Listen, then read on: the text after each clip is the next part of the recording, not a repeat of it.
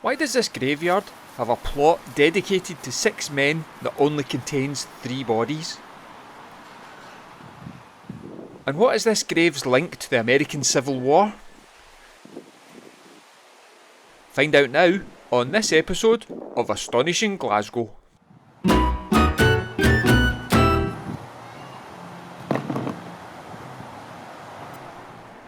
This is yet another episode that finds me wandering around a graveyard.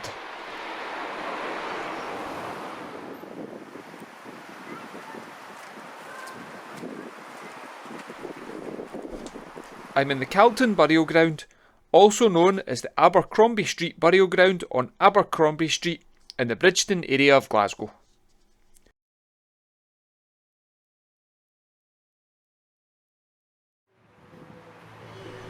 I've come here to tell the story of the Calton martyrs, and there is a reason this video has gone live on the 3rd of September 2022. Today is exactly 235 years to the day that the events covered in this episode took place. It is 1787 and the area around this graveyard is known as a weavers' settlement and wasn't incorporated into the city of Glasgow until 1846. Hand weavers at the start of the 18th century were highly skilled and independent workers who could command a high price for their work. At the peak of the Calton's prosperity, the handweavers of the area could make £100 a year, which was a fortune in that time, and many weavers were achieving positions in high society. The handweavers and warpers of Carlton were a close-knit community, and had started forming social clubs, friendly societies and book groups. These workers were putting back into the community and promoting education and advancement. They saw themselves as skilled workers, just a step above labourers in the social scale. For the weavers, however, the Industrial Revolution of the late 1700s was to bring 2 major challenges to their way of life. New technology meant that mechanised weaving machines could mass produce linen to the same quality in a lot less time and for a lot less money than the hand weavers. At the same time, the lowland clearances of 1760 onwards were forcing huge numbers of people into the city. These people were searching for work and prepared to tolerate the long hours and terrible conditions of the mills. This was affecting the price the hand weavers could charge, and by 1787 the weavers were calling for a wage rise. As the dispute got more bitter, they went on strike. Those who continued to work had their looms destroyed and their warehouses emptied onto the streets and burnt. By the 3rd of September, city magistrates along with police officers attempted to enter the Calton to quell the strike, but were driven back by an angry mob. A detachment of the 39th Regiment was brought in, but a pitched battle broke out on Duke Street before the Riot Act was read. Shortly after, a volley of musket fire tore through the striking weavers and killed 3 on the scene. In what was Scotland's very first major industrial dispute, John Page, Alexander Miller and James Ainsley would lose their lives that day and were buried in this plot at the corner of the Calton burial ground on the 5th of September.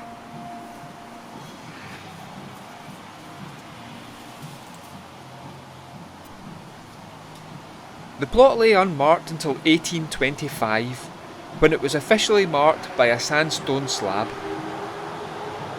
As that stone began to erode, a second stone was added in 1931. Eventually both were moved to the wall just inside the main gate in 1957. The plot is now marked with 2 granite slabs and is dedicated to the 3 men who died that day, the 3 men who died of their injuries in the following days, and all the Carlton weavers who became Scotland's very first working class martyrs. There's a strange anomaly with this memorial, however. Everywhere I have read states the strike broke out on the 3rd and the 3 men were buried on the 5th. This is the only place where I have seen the 2nd of September mentioned. Maybe a small mistake by the mason carving the stone, much like this 300-year-old stone, with an E of grosser quickly changed into a C when the mistake was noticed.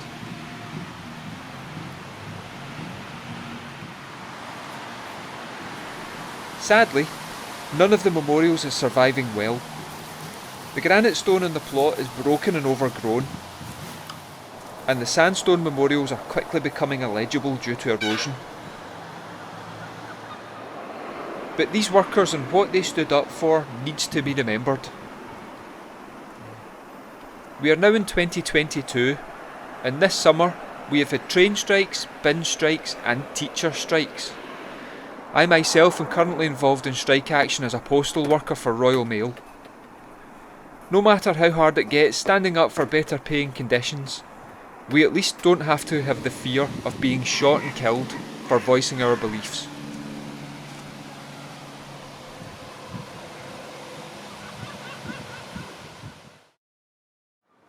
So what other stories are hidden in this ancient graveyard? As you would expect, there are lots of weavers, there are lots of grocers, as well as stay makers and portioners, whatever they are.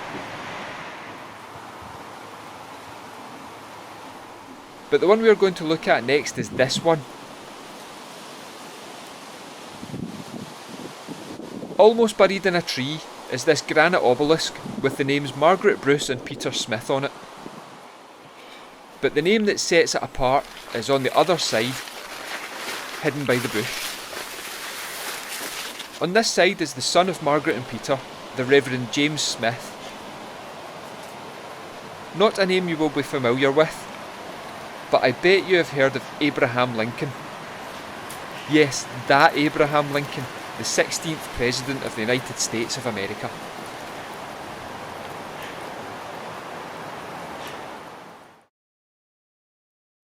James Smith was born in Glasgow in 1798. His mother died in childbirth and his father shortly after, so James was raised by an uncle.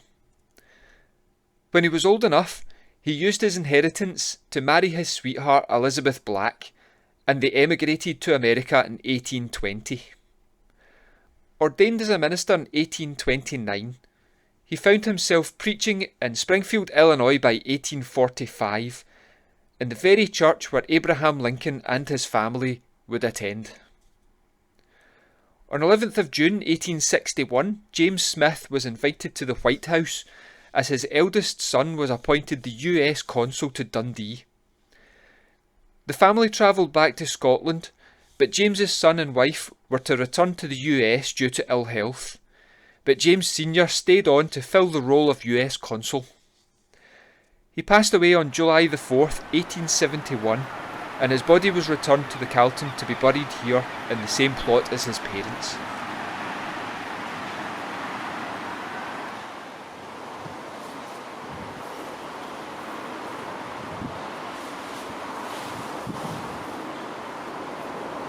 Astonishingly, Glasgow has another close tie to Abraham Lincoln.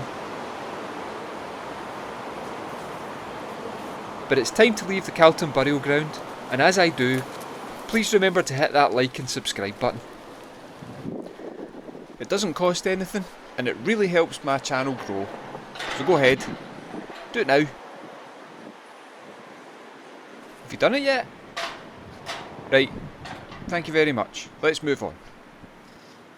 I'm making my way to the Gorbals area of the city, to the birthplace of Alan Pinkerton. Pinkerton was born in Glasgow on the 25th of August 1819. A cooper by trade, he emigrated to America in 1842, settling in the Dundee township 50 miles north of Chicago. Strange that Dundee would pop up again, eh? Pinkerton was a lifelong atheist and an abolitionist. He made his home a stop on the Underground Railroad, helping slaves to escape to freedom in Canada. His real place in history began when he discovered a band of counterfeiters whilst cutting wood to make barrels. This sparked an interest in criminal detective work, and in 1849 he was appointed as the very first police detective in Chicago.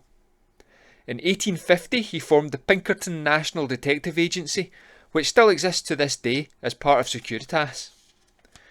As the US territory expanded, Pinkerton solved a series of train robberies which brought him to the attention of the chairman of Illinois Central Railroad and the company's lawyer, who was none other than Abraham Lincoln.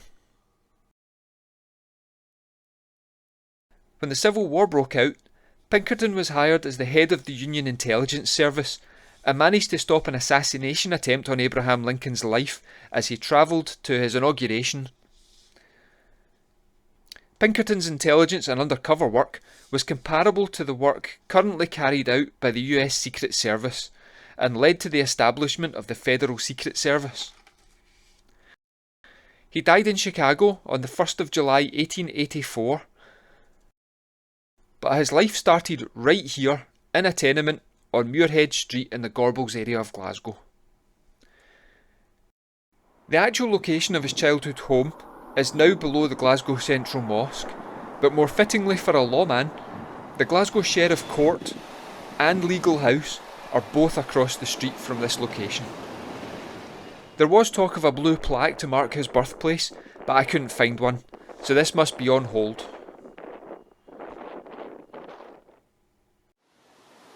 I really hope you've enjoyed this episode. Please remember to get in touch through the comments section or via my social media feeds. All the links are below.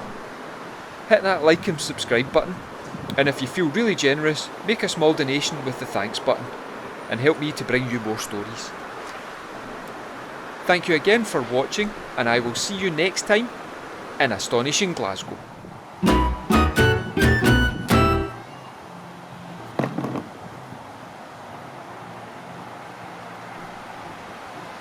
Right, I'm away for a Twinkie and a ginger beer.